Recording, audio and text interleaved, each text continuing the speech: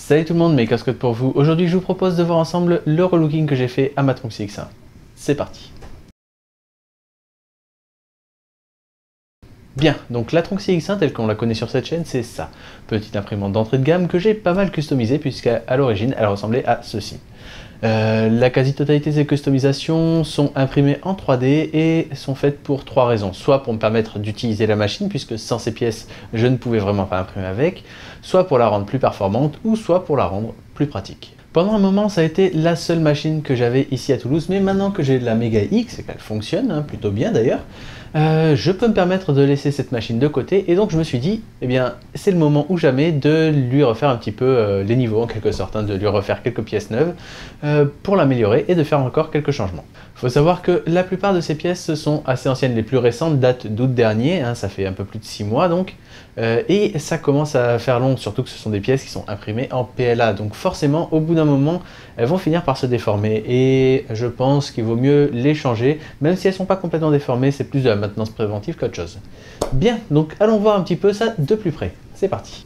Bien, et donc voici la Tronxy X1 aujourd'hui.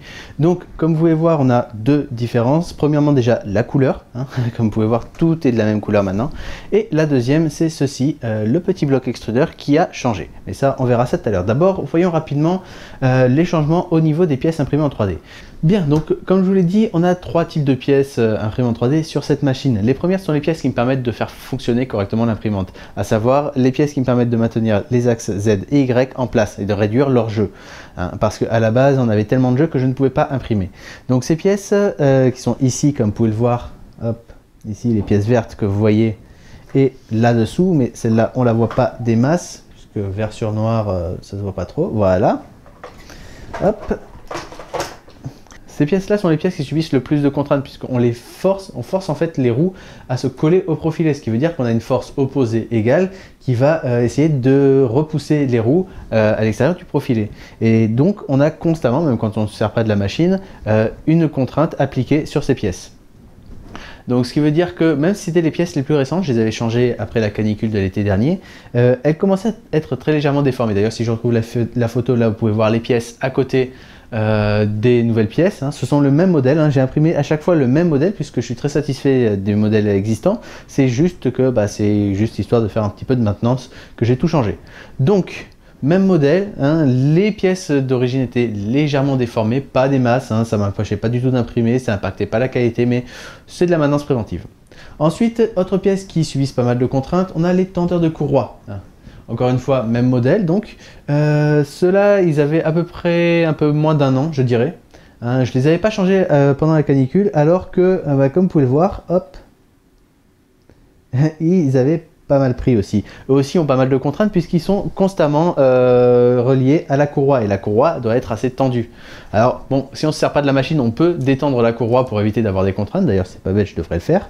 Mais voilà, je les avais pas changés puisqu'ils fonctionnaient toujours. Et que j'aimais bien ce modèle. Donc maintenant je les ai réimprimés parce qu'il était temps quand même de le faire et puis pour que ça corresponde bien à la même couleur que les autres pièces. Ensuite on a le boîtier qui est hop là juste en dessous. Donc ce boîtier je l'ai imprimé sur la Mega X, un plateau de 20 par 20 ça suffit pas pour imprimer ça, par contre 30 par 30 c'est suffisant. Alors celui d'origine je l'avais imprimé sur l'Aquiron mais je l'avais assez mal imprimé, ce qui voulait dire qu'en fait j'avais pas mis de support et cette plaque d'acrylique ici repose sur un renfoncement qui a besoin de support pour s'imprimer. Du coup le modèle original était très fragile et je ne pouvais pas fixer la plaque au boîtier, donc c'était dommage. Et maintenant les dernières pièces, donc on a déjà cette petite partie là que j'ai imprimée parce qu'elle n'était pas de la même couleur que les autres, mais elle n'a pas subi de quelques modifications que ce soit. Et ensuite on a ici le chariot X. Alors ce chariot je l'ai imprimé à la base pour améliorer les performances de ventilation de la machine puisque le chariot d'origine n'était pas vraiment fait pour avoir une ventilation de la pièce imprimée. D'ailleurs d'origine cette machine n'a pas de ventilation de la pièce imprimée, juste une ventilation au niveau du radiateur de la tête d'impression. Donc j'ai imprimé ce chariot pour pouvoir mettre de ce côté un plus gros radiateur pour refroidir le corps de chauffe et ici un ventilateur pour pouvoir refroidir la pièce qui se fait imprimer. Donc on a un ventilateur radial avec une buse de ventilation qui vient se fixer dessus. Voilà. Et cette buse de ventilation c'est le seul modèle que j'ai modifié par rapport au modèle d'origine. Donc celui d'origine c'est ça. Voilà, là comme vous pouvez le voir on a une buse de ventilation qui va souffler des deux côtés de la tête d'impression. Ça permet de refroidir correctement la pièce. Hein, mais ce modèle était cassé. D'ailleurs, vous voyez, on a encore du scotch pour le resserrer. Il fallait un petit morceau de blue tape pour le faire tenir au ventilateur. Maintenant, le nouveau modèle, hein, ici, vous pouvez voir, c'est un arc de cercle avec des trous tout autour, hein, ici, qui permettent en fait de souffler tout autour de la pièce. Alors honnêtement, ça ne va rien changer sur cette machine. J'imprime du PLA uniquement sur du 15 par 15, donc des besoins de ventilation, ils sont pas vraiment énormes. Hein, je peux m'en sortir, mais c'est pour des matériaux beaucoup plus capricieux qu'on a besoin d'une bonne ventilation de la pièce imprimée. Donc là, forcément, c'était plus pour tester qu'autre chose. Maintenant, passons au sujet qui est vraiment intéressant, à savoir le nouvel extrudeur que j'ai installé.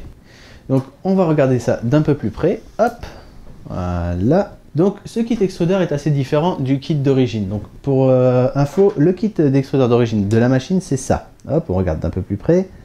On a l'arbre du moteur qui va entraîner une roue dentée. Le filament se prend en sandwich entre la roue dentée et un roulement qui est pressé contre le filament à l'aide d'un ressort. C'est classique, hein, c'est un kit d'extrudeur classique que l'on retrouve sur beaucoup d'imprimantes, hein, pas que les entrées de gamme. Mais je veux dire, ça c'est pour la Tronxy X1. Ça, le même principe appliqué pour une Delta. On a également ça sur la Tronxy XY2, sur la Mega X, sur la Mega i3, sur la Chiron. Bref, c'est un modèle de kit assez classique que l'on retrouve sur beaucoup d'imprimantes. Juste, ils seront plus perfectionnés sur des imprimantes plus haut de gamme, mais ça reste le même principe. Alors celui-ci est assez différent. Alors déjà il s'agit d'un clone, d'une réplique d'un extrudeur type PGM je crois. Je vous mets le vrai nom et les références sur l'écran. Donc il est différent d'un kit extrudeur classique pour deux principales raisons. La première, c'est ce qu'on appelle un dual drive. C'est-à-dire au lieu d'avoir le filament qui est pris en sandwich entre, comme ici, une roue dentée et un roulement, là il va être pris en sandwich entre deux roues dentées. Hein, qui sont toutes les deux entraînées par l'arbre du moteur. Ce qui veut dire que la force appliquée au filament va être appliquée des deux côtés du filament. Elle va être mieux répartie. On va également avoir un meilleur grip, ce qui va permettre d'avoir de meilleures vitesses et une meilleure précision lors de l'extrusion. Donc déjà ça c'est pas mal. Et deuxième modification, comme vous pouvez le voir, ce moteur est assez petit si on le compare à un moteur classique. Bon, ce moteur est noir donc on ne voit pas forcément. Et le deuxième aussi est noir, pas de bol. Mais ce moteur est quasiment 2 fois plus petit. Et pourtant, on va avoir le même rendement, si vous voulez, la même force à la sortie. Pourquoi? Bah, tout simplement parce qu'au lieu d'avoir l'arbre du moteur ici qui va entraîner la roue dentée, qui va pousser le filament, on a un système un petit peu de jeu d'engrenage, si vous voulez, où en fait l'arbre du moteur va entraîner une petite roue dentée, qui va entraîner une grosse roue dentée, qui va entraîner les roues dentées qui entraînent le filament. Et ce jeu de taille entre les différentes roues dentées va faire que l'on va pouvoir appliquer moins de force et obtenir le même résultat. Vous pouvez voir ici en photo, hein, j'ai essayé de prendre plus ou moins des photos de l'intérieur. Et donc on voit bien les différentes roues. C'est un petit peu, si vous voulez, comme un système de poulie, je pense. Hein. Je m'y connais pas des masses, donc je ne vais pas rentrer dans les détails de peur de vous dire des bêtises. Mais il me semble qu'un système de poulie permet de soulever des objets bien plus lourds que ce qu'on pourrait soulever à main nue. Et bien là, c'est le même principe, on peut appliquer moins de force et obtenir plus de force à la sortie. Alors je sais pas encore une fois comment ça marche, donc je vais pas rentrer dans les détails. Alors du coup, pourquoi faire un extrudeur qui utilise un moteur plus petit, hein, puisque forcément la consommation électrique ne va pas être vraiment différente?